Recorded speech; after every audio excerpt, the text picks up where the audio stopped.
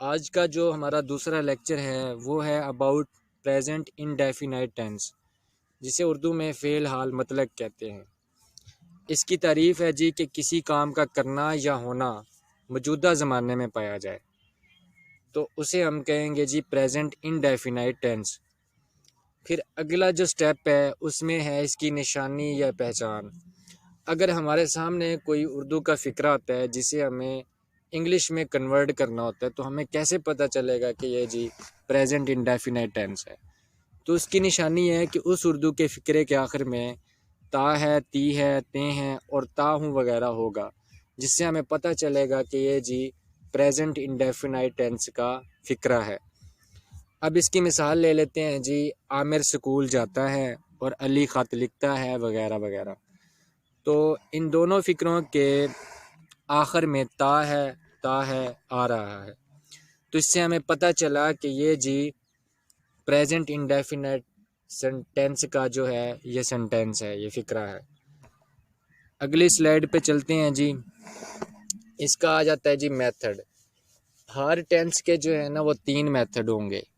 एक मेथड होगा जी पॉजिटिव के लिए, दूसरा होगा नेगेटिव के लिए और तीसरा होगा इंटेरोगेटिव के लिए। पॉजिटिव के लिए जो मेथड है उसमें सबसे पहले हमारे पास होगा जी सब्जेक्ट। सबसे पहले हम सब्जेक्ट लेंगे, उसके बाद प्लस होगी जी उसके साथ वर्ब की फर्स्ट फॉर्म, और उसके बाद सब्जेक्ट अगर हमारा ही, शी, इट या इसके अलावा कोई सिंगुलर नेम है, तो फिर हमारा जो वर्ब की फ़र्स्ट फॉर्म होगी उसके साथ हम एस या ई एस का इजाफा कर देंगे, और एट दी एंड आएगा जी हमारे पास ऑब्जेक्ट। अब सब्जेक्ट क्या होता है? सब्जेक्ट हमारे पास होता है जी, इसको थोड़ा सा इधर हाईलाइट कर लेते हैं। सब्जेक्ट होता है हमारा काम करने वाला फ़ाइल, जिसको उर्दू में कहते हैं। इसके ऊपर थोड़ा सा इसको राइट भी कर लेते हैं कमेंट्री में जाके।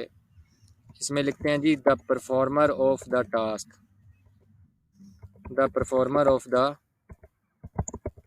टास्क या वर्क। तो वो हमारा क्या होगा जी? वो होगा हमारा सब्जेक्ट, काम करने वाला।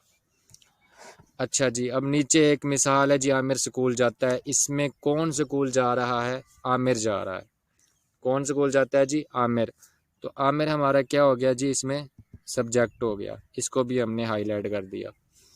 अच्छा जी, दूसरे नंबर पे आ गया जी वर्ब। वर्ब क्या होता है? वर्ब होता है फेल को कहते हैं, किसी काम को कहते हैं या टास्क को कहते हैं। तो इसे भी हाईलाइट कर लेते हैं और इसके ऊपर कमेंट में ऐड कर लेते हैं द टास्क और work which we are going to perform, going to perform. तो ये हमारा क्या हो गया जी? ये वर्ब हो गया। तो टास्क हमारा क्या है? हम क्या करने जा रहे हैं? हम जी स्कूल, जैसे कि ये है ना कि आमिर स्कूल जाता है, तो जाता है ये हमारा क्या है? ये वर्ब है। ठीक है जी। अब इंग्लिश में ये हो गया जी, आमिर सब्जेक्ट हो गया और गोज़ जाता है, ये हमारा क्या हो गया? ये वर्ब हो गया।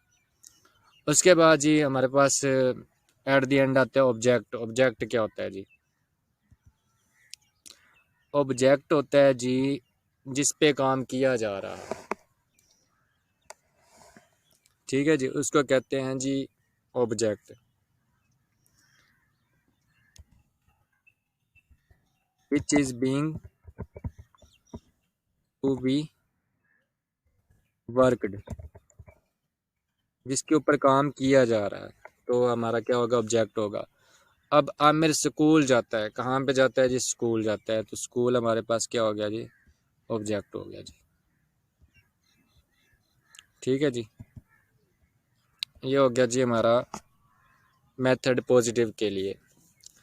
अब दूसरी बात, जैसे कि मैंने पहली एग्जांपल में आप देखें कि आमिर स्कूल जाता है, आमिर गोज़ टू स्कूल। तो इसमें गो हमारी फर्स्ट वर्ब थी बेसिकली, तो हमने इसको गोज़ क्यों बनाया? तो जैसे कि ऊपर मैंने ये लिखा हुआ है कि कोई सिंगुलर नेम होगा हमारे पास, तो उसके साथ हम एस या ई एस का इजाफा करेंगे। तो इसीलिए मैंने क्या किया है कि आमिर मेरे पास सिंगुलर नेम था, तो इसलिए मैंने इसका जो वर्ब की फ़र्स्ट फॉर्म थी गो, उसके साथ मैंने ई एस का इजाफा किया तो वो गोज़ बन गया। Aamir goes to school, Aamir school जाता है। अब दूसरी एग्जांपल देखें कि वो क्रिकेट खेलते हैं, दे प्ले क्रिकेट। ठीक है जी, यहाँ पे हमने इसको प्लेज नहीं किया क्योंकि ये हमारे पास जमा के अंदर है, वो सब यानी कि दे, तो इसीलिए ये सिंगुलर नहीं है, तो इसीलिए हमने इसके साथ जो है ना इसके वर्ब की फ़र्स्ट फॉर्म के साथ एस या ई एस का इजाफा नहीं किया। तीसरे नंबर पे आता है जी वो ख़त लिखता है, ही राइट्स अ लेटर। यहाँ पे जो ही है ये हमारे पास सब्जेक्ट है, और हमने इधर भी कहा है कि ही, शी, इट। ठीक है ना, अगर ये तीन होंगे जो कि नाउन की जगह पे हमारे इस्तेमाल होते हैं, इनको प्रोनाउन कहा जाता है, तो इनके साथ भी हम क्या करेंगे, एस या ई एस का इजाफा करेंगे। तो इसलिए मैंने क्या किया कि राइट, ख़त लिखना या लिखता, तो राइट लिखना जो था उसकी जो फर्स्ट फॉर्म है उसके साथ मैंने ई एस का इजाफा किया है, क्योंकि मेरे पास सब्जेक्ट क्या आ रहा है, ही आ रहा है। तो इसीलिए मैंने क्या किया, ही राइट्स अ लेटर, वो ख़त लिखता है। ये जी क्लियर होगी बात, उम्मीद है मुझे। अब चलते हैं जी सेकंड स्लाइड पे। तो ये मेथड है जी हमारा नेगेटिव के लिए, मनफी फ़िक्रों को बनाने का जो मेथड है, कि अगर हमारे पास कोई मनफी फ़िक्रा आता है तो उसको कैसे बनाएंगे। तो इसमें हमारे पास मेथड वही हो गया कि सब्जेक्ट आ गया पहले, दूसरे नंबर पे इसमें एक चीज़ का इजाफा होगा, वो होगा जी हमारा हेल्पिंग वर्ब, जो कि प्रेजेंट इंडेफिनिट टेंस में डू या डज इस्तेमाल होता बेसिकली डू ही है, और डज उस वक्त बनता है जब हमारे पास ही, शी, इट या कोई सिंगुलर नेम आता है।